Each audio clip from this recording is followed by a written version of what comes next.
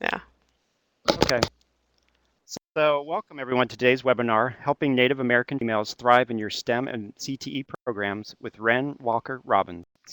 My name is Greg Nagy, and I am the Virtual Learning Community Manager from The Ohio State University, who provides technical support for the STEM Equity Pipeline Project. Before we start this presentation, I would like to go over some housekeeping items for this webinar. This webinar is scheduled to last roughly 1 hour and 30 minutes and is being recorded in order to view this presentation in its entirety later. The recorded webinar will be available in the next few days on the stemequitypipeline.org website. As you've already found out, you'll be watching the presenter present slides through this Adobe Connect interface while listening to her talk over your computer speakers or your phone. You will be able to interact with the speaker polls and the chat pod. All the participants' microphones and telephones have been automatically muted. You can also download resources from the Files pod. If you click on the file you want to download and then click the Download File button, this will open the file as a link in a different tab in your browser, and you'll see that shortly. The presenter will answer questions after the presentation. However, we can take your questions at any time. At any time during the presentation, you can submit a question by typing your question in the chat pod at the bottom of the Adobe Connect window. We will read and respond to these questions at the end of the presentation. So I'd like to start the webinar by introducing Freda Walker, consultant for the STEM Equity Pipeline Project. Freda? Thank you, Greg, and welcome, and thanks for your patience as we are working through the technical problems. Let's see.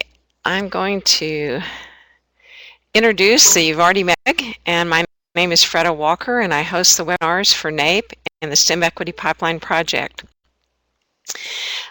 Today, our webinar is focused on helping Native American females thrive in your STEM and CTE programs. I'd like to just look at the results that you all have given us in relation to the polls. So let's start with poll 1. How did you hear about this webinar? And I'm going to broadcast the results. You can still be answering if you need to, if you're just coming on. It looks like most people are still finding out from our emails and also from a colleague, so we appreciate that. And then I'd like to know who's participating. This will help our presenter know who's on. So we have, you can let me broadcast the results. Okay, it looks like we have college and school administrators. We have some faculty, a percentage of faculty, so that's wonderful for today's webinar. Still, we have some counselors and staff services and state agencies and our own STEM organization staff. One other question I'd like before I do this next one is to ask or let us look at different levels of education that are participating today. So we have some elementary, some middle schools, high schools, mostly those coming from K-12 and then community college, maybe it's split half and half, and we have a high percentage from the university today, so that's a new group with us. Thank you. I'd also like to know if there's anyone else that is watching with you. This gives us an idea if there are extra people at your computer or if there's a team watching. So today we do have 4 people that have one other person with them, and it looks to me like that we have one team of 4 people watching. I appreciate those teams that come together so that they can work together in a learning community once the webinar is over with. Oh, what's that noise? I don't know, Greg. Do we have everything muted? I think we might, Okay. Wren might still have her phone on. Oh, okay. Well, that's okay. We'll let her leave it on because she's getting ready to come on pretty soon. The funding today comes from, I'm going to go to my presentation mode, make us a little bigger. Funding comes from the NAEP, the National Association of Partnerships and Equity, and also from a grant from the National Science Foundation. I'd like to remind you that you can look at our webinars. They're on our equitypipeline.org site. Also today, you can get a certificate of completion.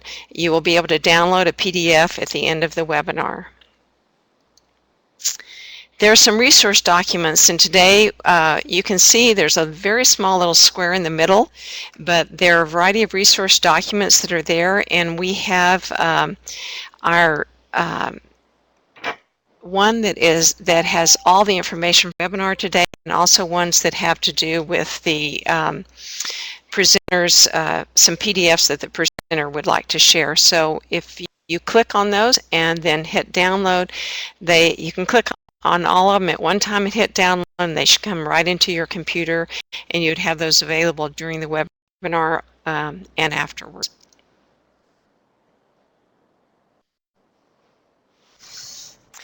We have a chat function, and I can see that people have already been chatting with us today, and that's the best way to express your opinions and also to let us know if there's any technical problems that you're having so that Greg or I can work with you. We take questions at the end of the presentation. Those questions are recorded. I will be asking the questions, or the speaker will be asking the questions and then answering them. So please, enter any questions that you have. Today, I want to welcome Wren Walker-Robbins. Wren is Director of Changing Communities Consulting, and you can see that Wren's information is there on the slide. It is also in the PDF handout that you can download. Wren, you're on, and welcome. I'm going to let you start your webcam, and I'll turn mine off. Thank you. Well, hello. It's really great to be here. Thank you, Greg, for all the challenges that we face in this new technological world we're living in. It's really great to be here with you over the computer, and it's really great to be here with everybody, and I'm grateful for that. So you can see from my slide, I'm a Two-Spirit, which is a trans American. I'm a Mohawk descent, identified in Native American culture as someone who is a Native American. I think that's important. I think it's also important that I've spent most of my adult life teaching in really diverse organizations and working with underrepresented and underserved students, mostly as a college professor, but the last few years I've been really focusing on how do we prepare students for higher education, and so I've been doing a lot of work in primary and secondary schools as well. So it's a real honor to be here. Thank you. So our goal today is to lay a foundation that begins to help us meet the needs of girls and women, Native Americans, in our STEM and our CTL programs. And to accomplish this, one of the things that I have to help you do today is to take a journey across cultures. And to do that, I'm going to share a little bit of my own Native American culture. And so I'm going to begin at the beginning, where we always begin. And before we start anything, we always want to begin by acknowledging each other, acknowledging that we need one another. So I need you. I need you. I need you. So let's get right on and start. I want to share a story about a young Native American girl who's entering into a class for the first time. And the story is built around a girl who's entering probably a middle school or a high school class. But I think that the same thing could be said. In fact, I'm sure the same thing could be said if this girl was entering a college course as well. So I'm going to slide the slide. And this is a quick case study from the perspective of a Native American girl. So I'd like you to spend just about 3-4 minutes and quickly read through this. So go ahead and start reading.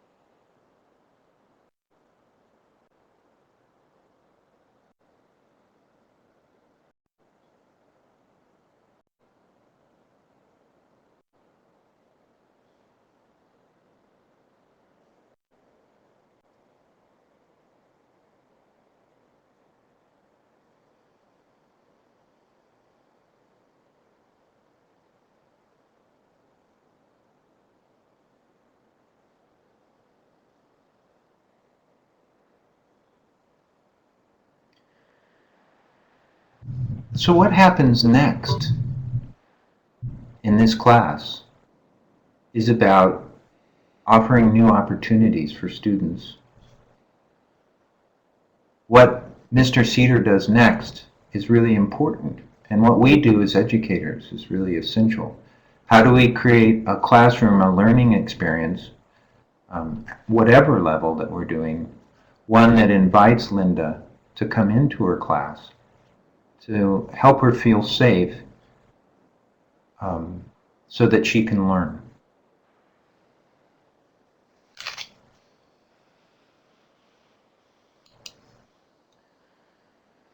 So on our journey today, I want to introduce you to two tools in a toolbox that I think are really essential. Over the many years as I've watched educators learn to meet the needs of underserved students in their classes, especially Native American women and young girls, I've really found that there are two tools that were really helpful for educators. And the first one of these tools is the ability to critique the values and beliefs that we bring to teaching and learning. And that can be a challenge, especially if we've grown up very much ensconced in our own culture. It can be like water for fish. Fish live in water so thoroughly that they begin to take it as an implicit thing in their lives. It becomes so much part of their experience that they begin to not see it. And I always like to say, a fish is the last person to ask about water. So our culture represents a set of values, what we value in the world, a set of beliefs, what we know to be true, and also things that we don't think are true. And if we've grown up ensconced in our own culture, it's often very difficult for us to see the role culture plays in teaching learning in our own experience, because we are like fish. So this part of our journey today is beginning to learn to first see the values and beliefs that are an implicit part of our culture, and then to begin to critique those in terms of what are their impacts, especially for learning, and specifically today for Native American girls and women. Over the many years that I've been doing this, the best way that I've found to do this is to visit another culture. That when we visit a culture that's very much different from our own, we learn a lot about the people who are part of that culture, for sure. But it's also a great opportunity to learn about your own culture and in the way that your culture supports your learning. And that's a really important thing to do. The other essential tool in this box is learning to invite our students' cultures into our class. I had an elder many years ago tell me that you can't teach culture because culture is too personal. And I struggled with that, that this this elder in my community who is a cultural elder who conveys information about her culture all the time. Why would she say this? Over the years, I've begun to make sense of this, and what has come to me to understand is that, for instance, say I tell you today that on average Native American cultures are more communal in their approach to learning. You go back to your class and you've got a Linda changing horse sitting in the back of your class. And you say to yourself, well, I know something about Native American culture. They're more communal. And so I'm going to weave some sort of group work activities into my curriculum, into my class.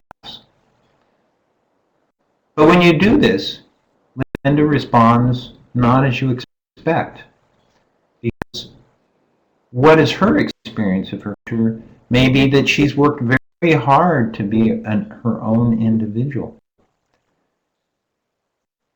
And so there's a much more powerful role is if we don't subjectively project what we think about other cultures and what it means to the people, the students, the young women, and the girls, that we create a teaching learning environment that's supportive of them so they bring their culture into the room with them, into our classes, and that gives us this wonderful opportunity to learn from them directly and then to be able to respond to them and to create teaching and learning experiences that affirm their experience of their culture.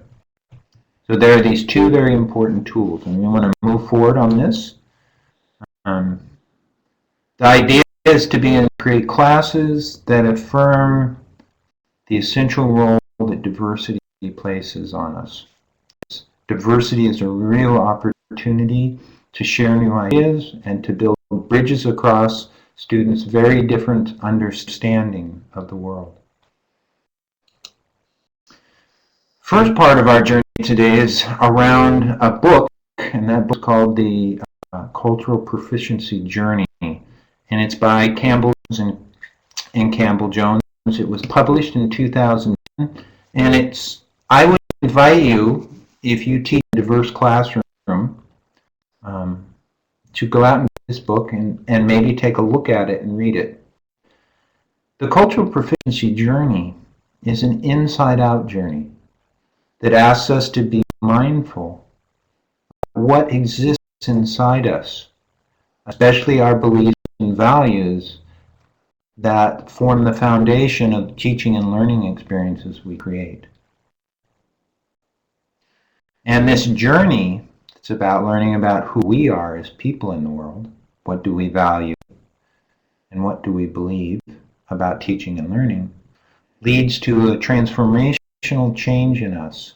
We begin to see our ability to respond and be responsible for different cultures that are sitting in our rooms.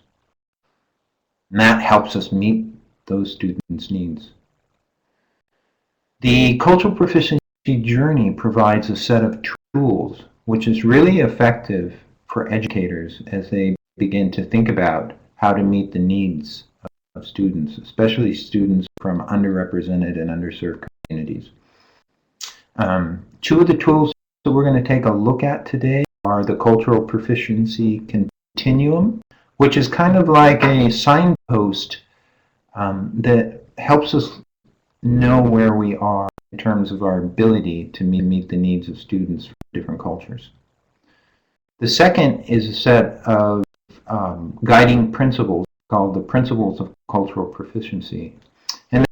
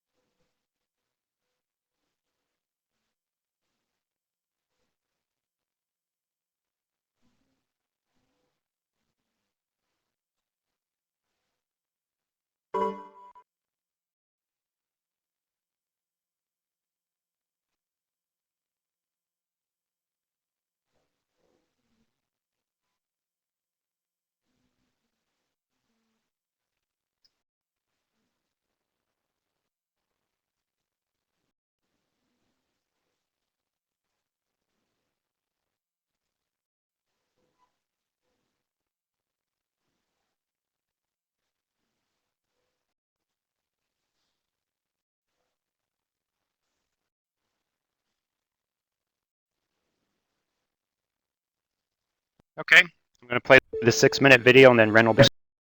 Hello. My name is Stephen Hawking, physicist, biologist, something of a dreamer.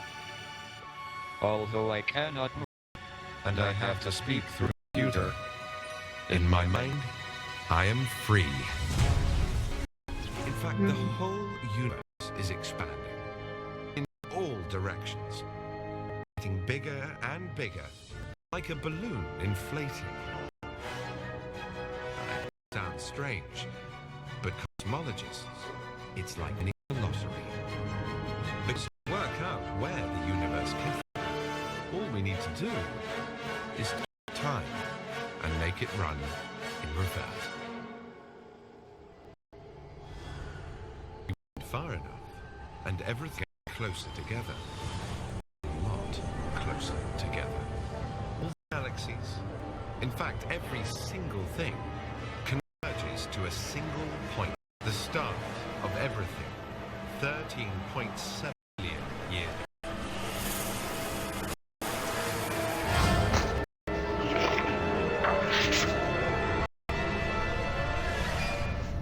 So it's quite simple, really.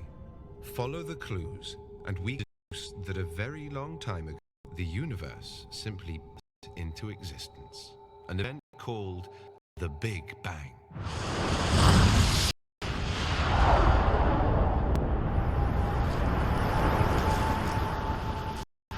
But I'm afraid we have to stop a moment before we get carried away by fire and noise.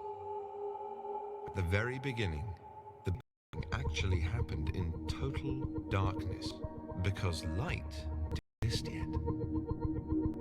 To see it, we'd have needed some cosmic night vision.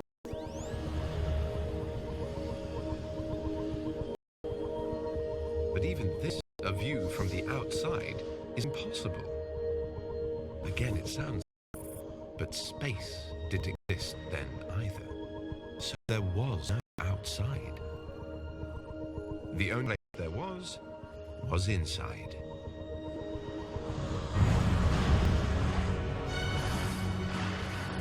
This early universe was a very strange thing. There's still much I'd dearly love to know about it. Standard concepts of time or space really apply. It was just very tiny, ultra-hot fog of energy. Then it expanded. With a tremendous flash of radiation. From smaller than an atom to about the size of an orange in less than a trillionth of a second. Almost no time at all.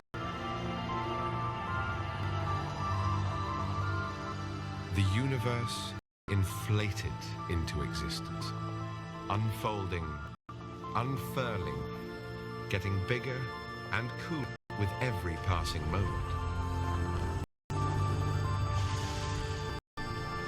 Within 100 seconds, it was as big as our solar system, trillions of miles across.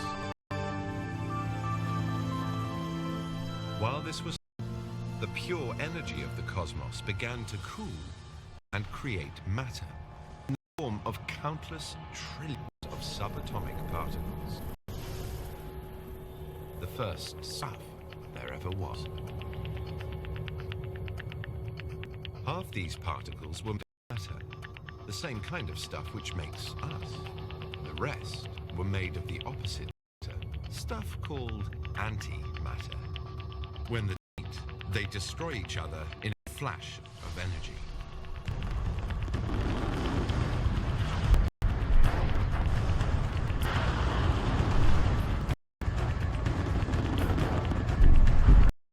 It seems as if building a universe is a pretty wasteful process.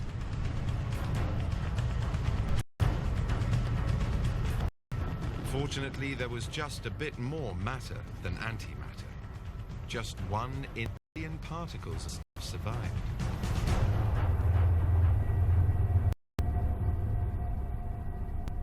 Which was lucky for us, because that residue is what our present-day universe is made of. You could say that we are made of the smoke of the Big Bang.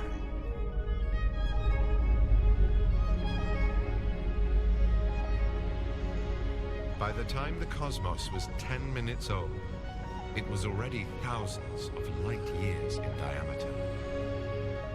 After that, everything spread out and cooled for about 330,000 years, when finally the fog cleared and the universe became visible.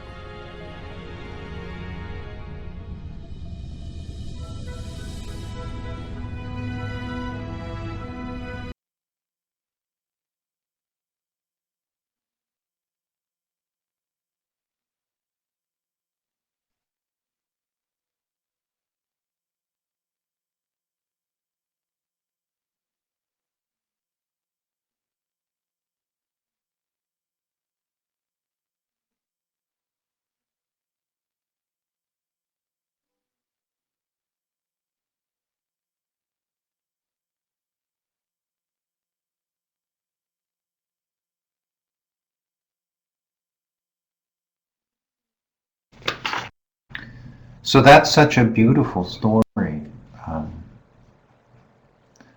to tell about the beginning of our universe.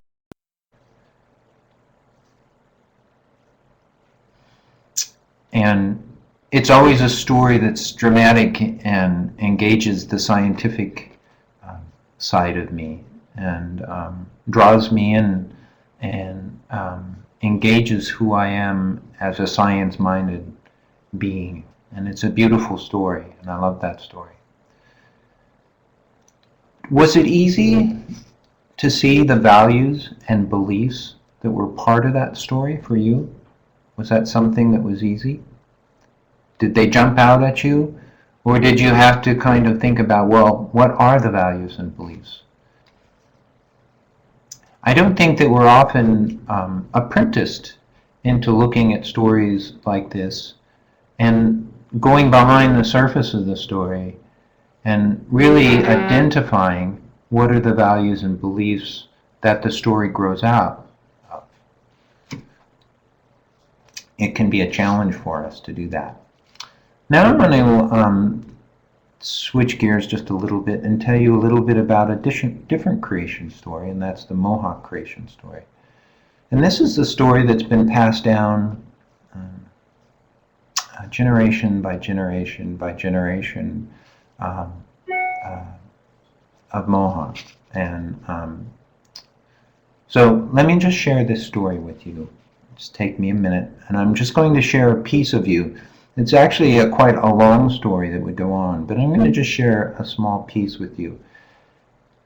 As I tell this story, again, your job is to hear the story, but look behind the curtain of the story and what are the values and beliefs that are expressed in this story. So Sky Woman was the very first woman who came to our Earth. And before Sky Woman came, there were no humans here. And Sky Woman actually came from a very different place, a place that we call Sky World. And Sky Woman's name in the Mohawk language means mature flower.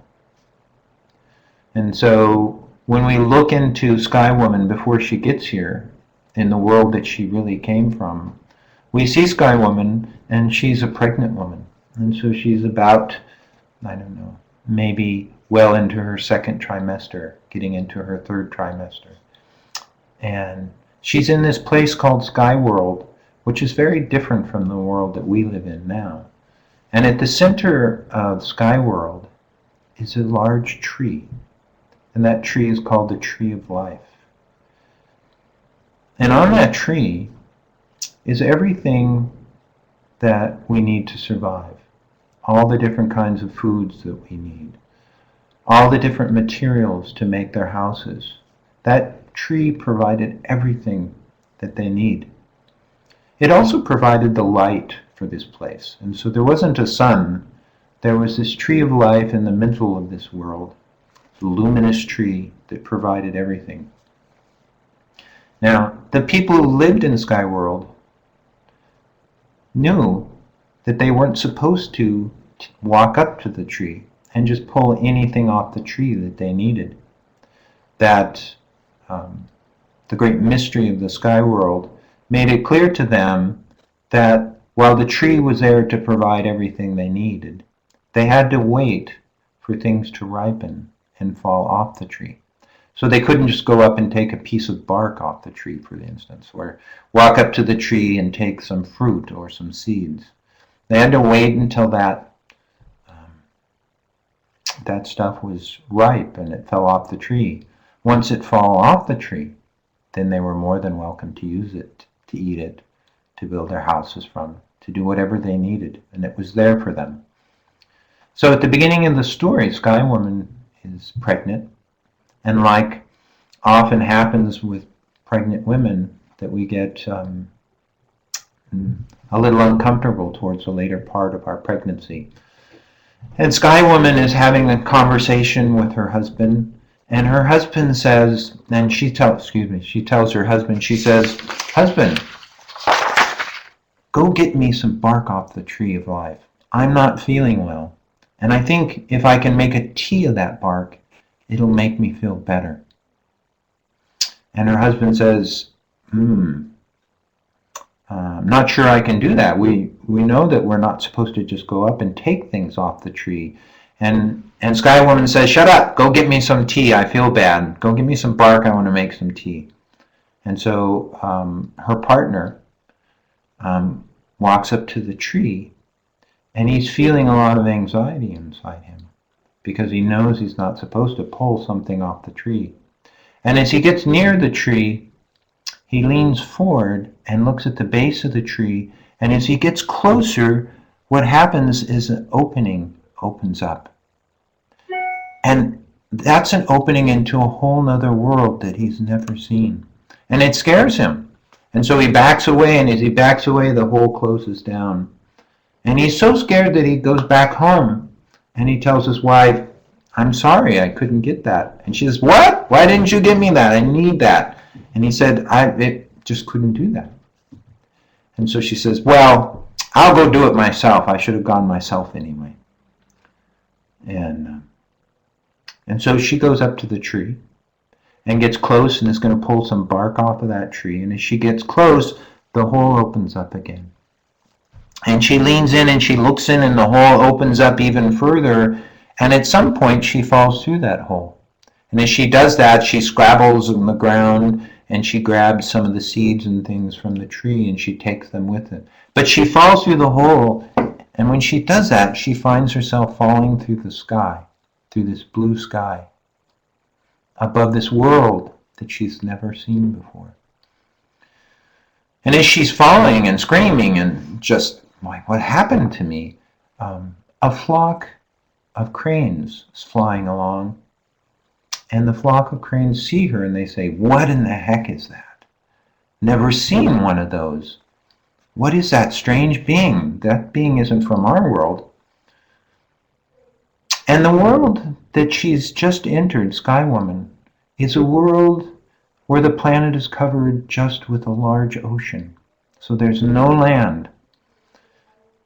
And the cranes look at Sky Woman and they see that she doesn't have webs, and she has no way that she's going to survive in this world.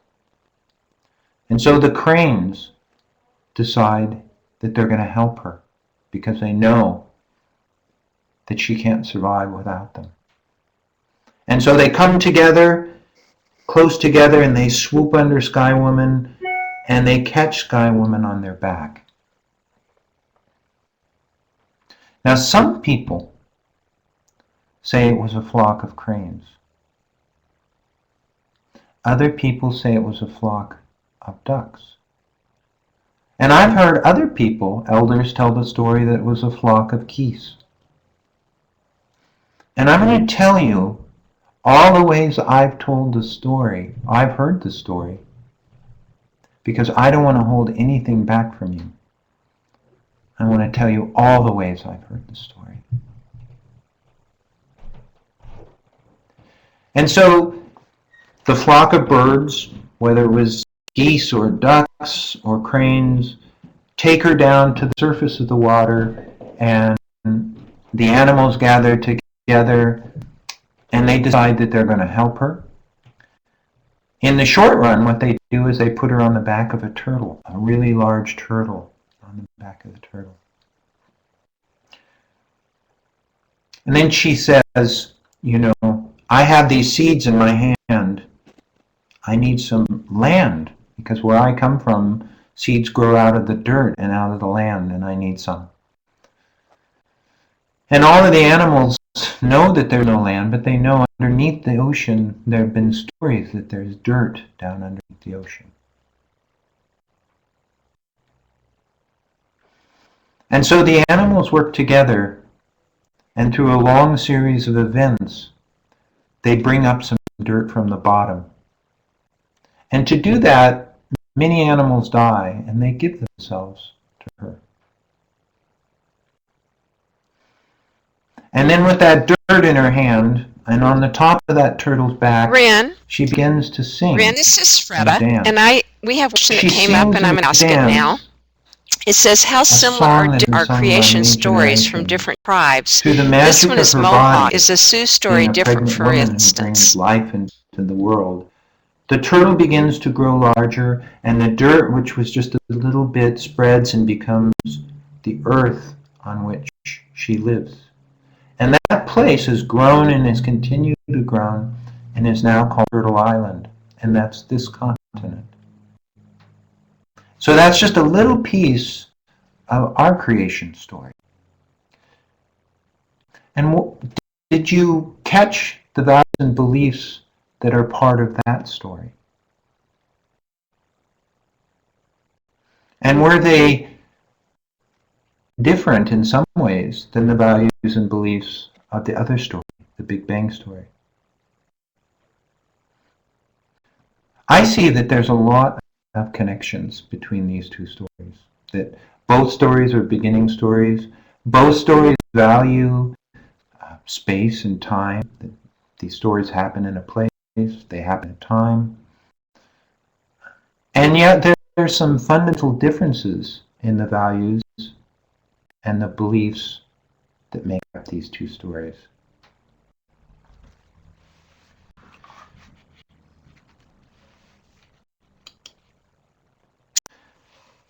Now I'd like to change gears just a little bit and talk about how some of these ideas fit into the practice of our teaching.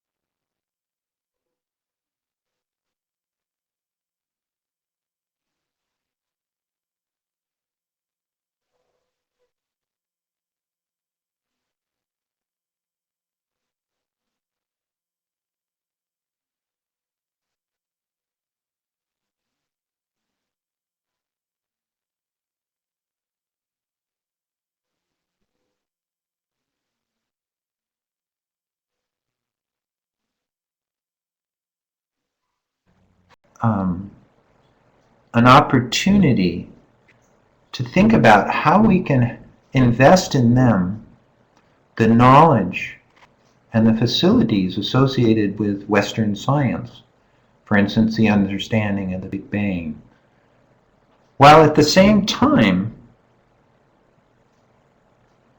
being sure not to undermine their own understanding of the world.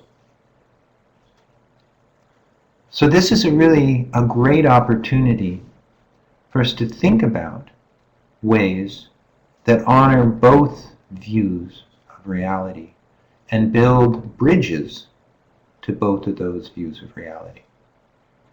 And if we think back to the Big Bang story and to the story of Sky Woman, how do we not order them in ways that honor one story over the other? When we do that, when we say that the Big Bang story is valid, and that the story of Sky Woman is just a mythological story, that it's not scientifically relevant, we marginalize, especially Native American girls, Native American women. Because the story of Sky Woman is a powerful story that is scientifically relevant, that it contains values and beliefs that organize our thinking about the world, and that those values and beliefs can be integrated into scientific knowledge. And that's a powerful thing to be doing.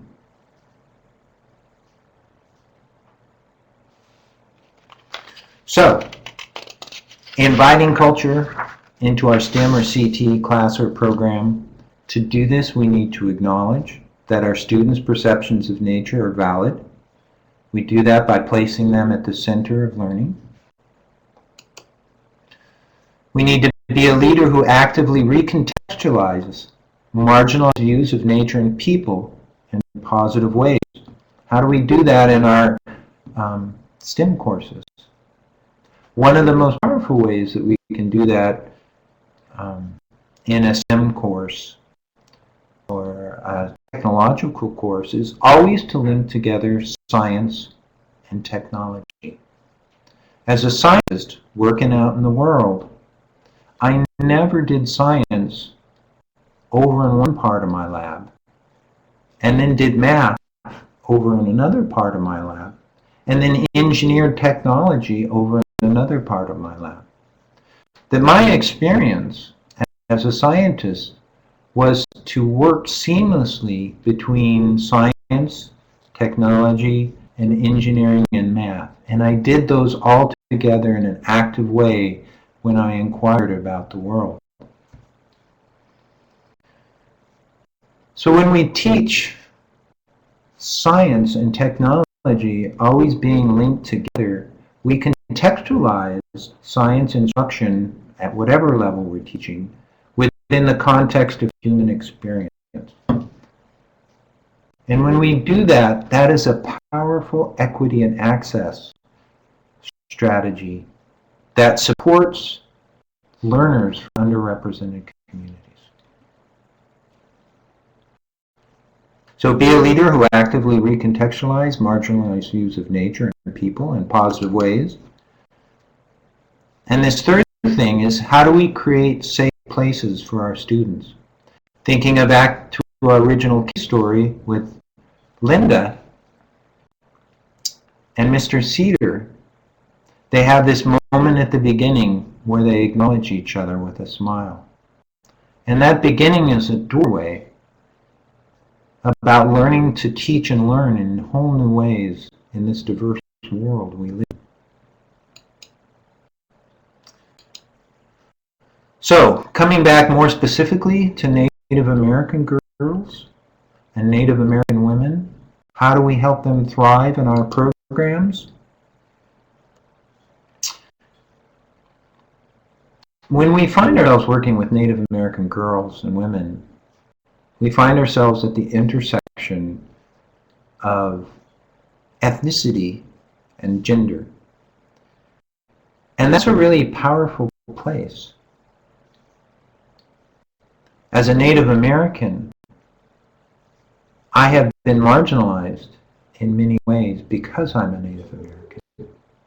Because I'm also a Native American and a woman, I've been marginalized. Yes, can you hear me? In different ways. Okay, this question is, Melissa is asking, and that's a very, can you give an example of how one might acknowledge and Native respect cultural stories teaching from evidence? So when we find ourselves working there, what we really need to be able to do, and I think this is very important, is make sure that we're there to listen to them. Are we there just to teach them our ways and to not listen to them?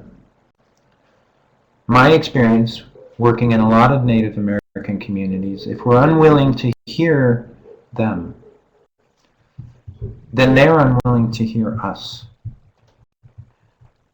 And so part of this strategy is being willing to listen to young Native American girls, to create a place that's safe, young Native American women, to create a place that's safe in your courses, for them to bring their ideas of nature into the class, to hear them.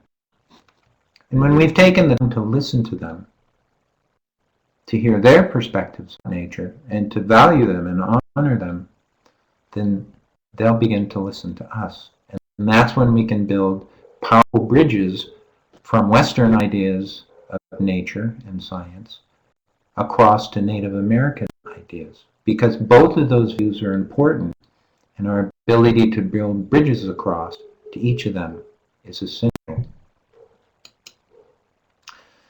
So again, back to these ideas, there are two essential tools to do this work. The first is our ability to critique our beliefs and values, that this is not something we've been apprenticed into.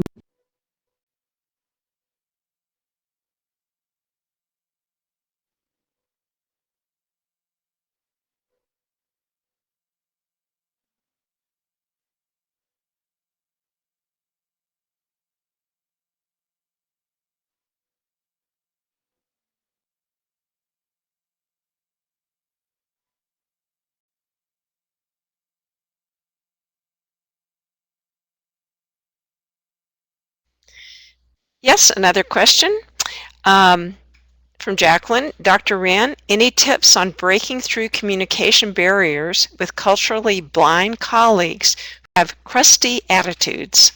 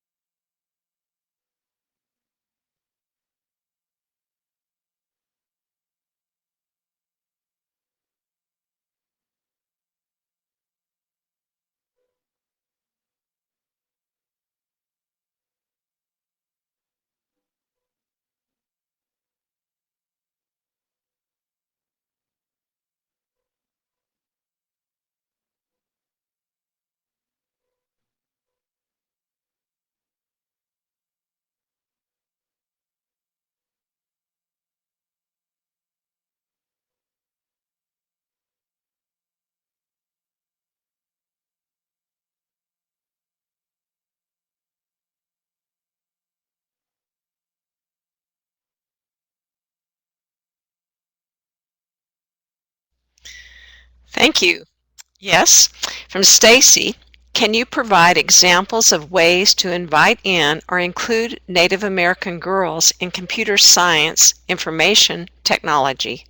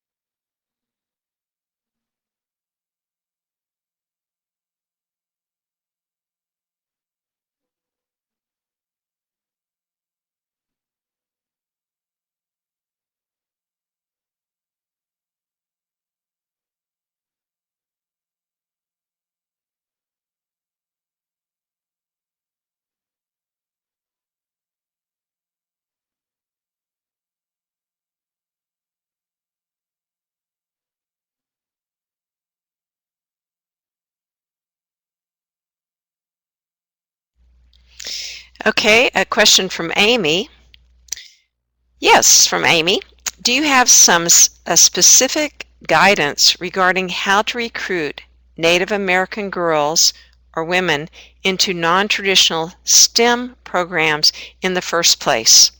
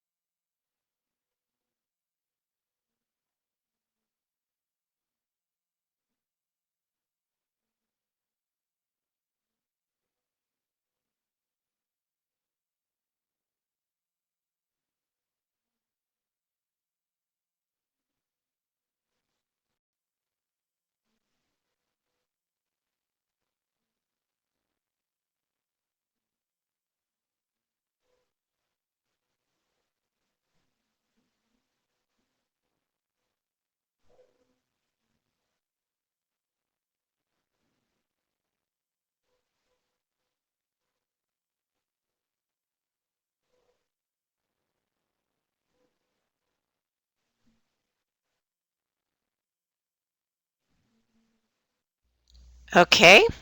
Um, the next question is from, oh, finding a bridge. Thank you. You have been a great bridge for us, so thank you. Chris has a question, and it's a little long, so I'll read this to you. I have had conversations with young First Nation women who experience difficulties in traversing the space between knowledge that is regarded as important by their home community and knowledge valued by their scientific community. How can we be of help to these young women?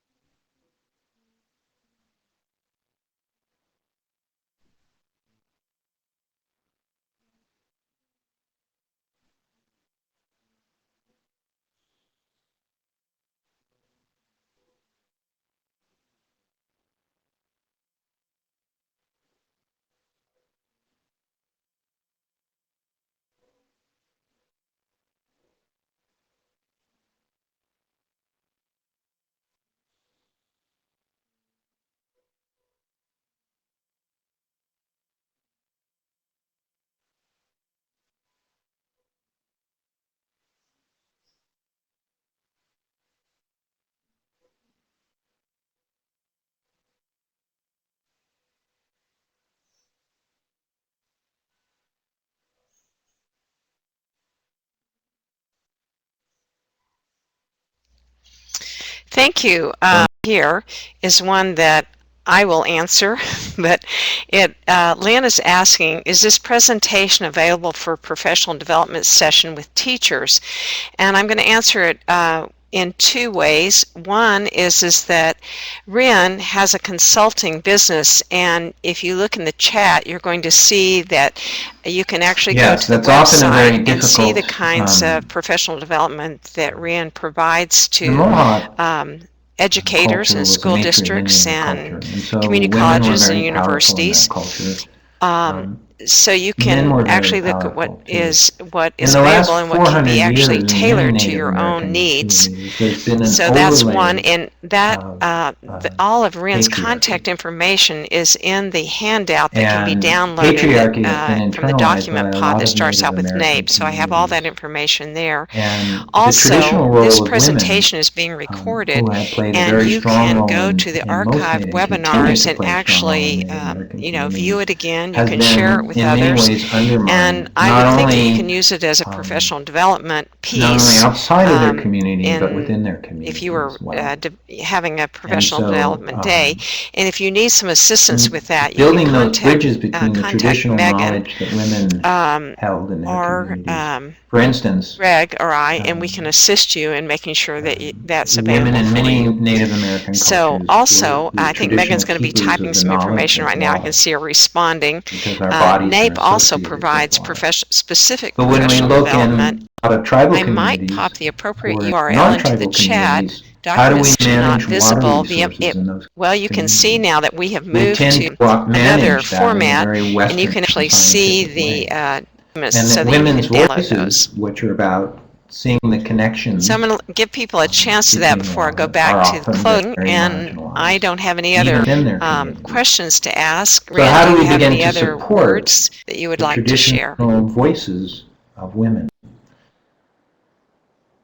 A great way to do that is to begin to acknowledge that patriarchy is very much a part of the Western mindset, and to actively strengthen feminine voices in your classes.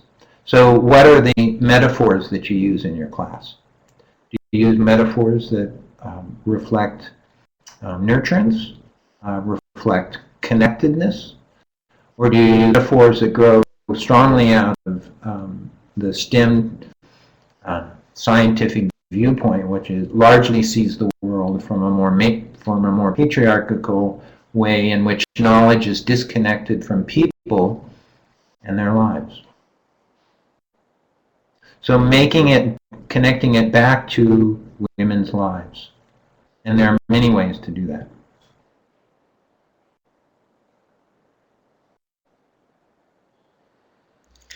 Thank you, Ren, and thank you so much. There are a few people talking, but I'm going to move back to my closing slides, and I'll come back to this ending or the last thing that we have. But I'd like to just remind people about the different services that are provided through NAPE, and I think my PowerPoint will come back up here in a second. Okay. We have professional development. I should start my webcam. Here we go.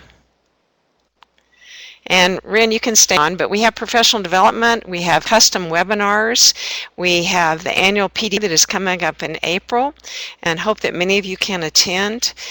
We have a career toolkit, and Megan is a specialist in working with counselors and the toolkit. We have some wall art that you can purchase and use in your educational settings, and also consulting service. Just go to the napeequity.org and you can find those. They're listed in our handout. I want to thank our presenter, our team, and our sponsors. Ren, it's just been a treat for me to listen to the whole webinar and learn many new things that have to do with the role as an educator and how we can help Native American females and women thrive in our programs at your time and your expertise. I thank Greg for helping us with helping us with all the technical issues that we face. He's at Ohio State. I want to remind people that we have a virtual learning community, and that's to view the archived webinars or find other resources. Just thank you for participating in this complimentary webinar, and we look forward to you participating in our next one. And I would like for you to be able to complete a survey that helps us give feedback about what things are working for you and what topics that you might be interested in us presenting on. And also you can download a certificate of completion. You download that, print it off, and enter your name, and then you can use that if you need verification of professional development. So let me go to the closing, and that will again pop up the information for you. And I think Greg will come on to give us the link to the survey. So I can see that many people are responding. Ren, if you look at that, Changing Communities awesome training, Consulting thank you. is The we Native build American partnerships population has with teachers, long with been students, underrepresented with among organizations others. that are interested Thank you, in building Megan. The culturally surveys and proficient certificates, okay. research and teaching Oh, educational programs Greg, it looks like the that meet the needs of certificate Native is from American January students. 15th, And we so do we that must by not have gotten building that loaded. partnerships. So Okay, we build a so can partnership let's see if we can get to that meet loaded some up. needs, We have and then it. out of that partnership Greg, grows that certificate is in the curriculum if we need Dropbox. that, Maybe you professional can get that development loaded. if we need that. So we really Exchange it for the January offer 15th one.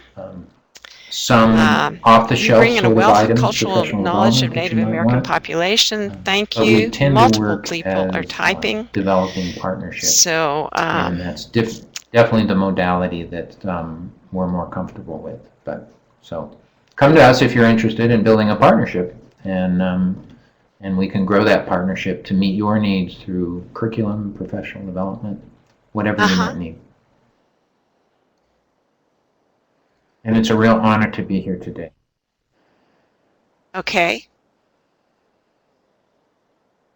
Yes, and is the certificate of completion, though, also, you just checked it. Okay, so let me know if you're having any trouble with that. If you look over under key links, you should say complete the quick survey for completion of certificate. But as you complete it, then I think it pops up, right, Greg?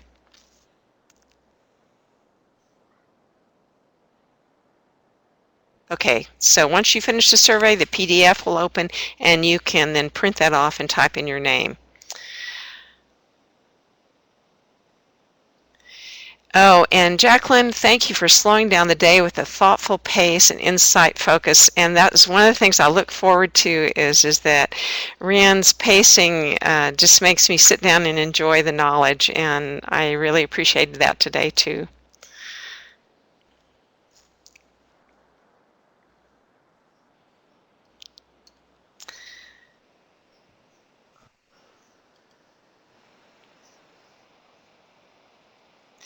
I'm interested in knowing, is anyone able to finish the survey and then see if they have gotten the certificate of the participation certificate?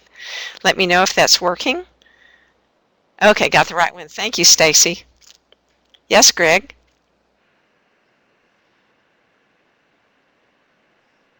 It's an honor.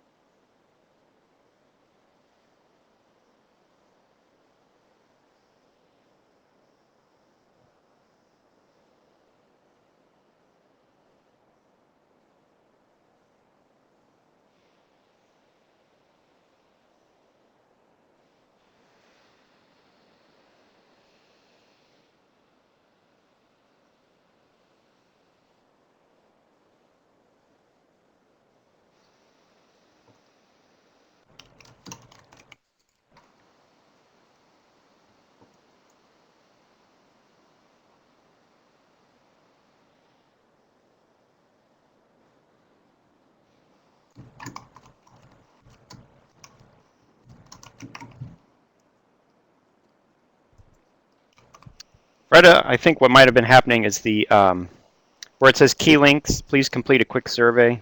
That's an old one that I didn't update. So if people use this one here where it says please complete survey, I'm going to click on it now. This is the one that you want to fill out. This is the one for this webinar.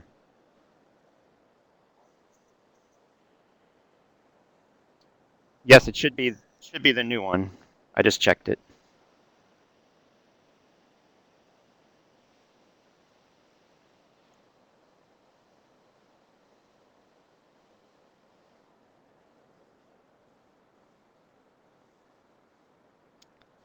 Right. Yeah. After you finish, then the PDF will open.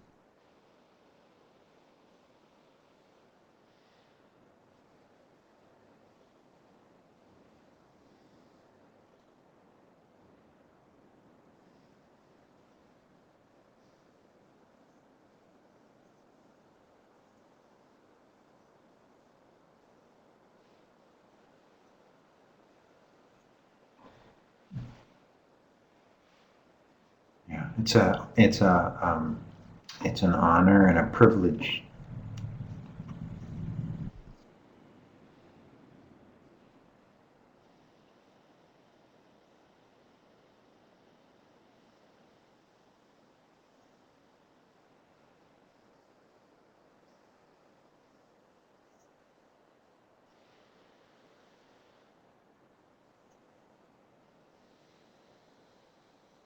And Freda,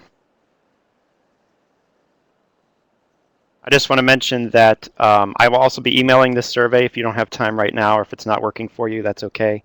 And also that the webinar will be available probably starting tomorrow off of the STEM Equity Pipeline.org homepage. You'll be able to find the archive of this webinar.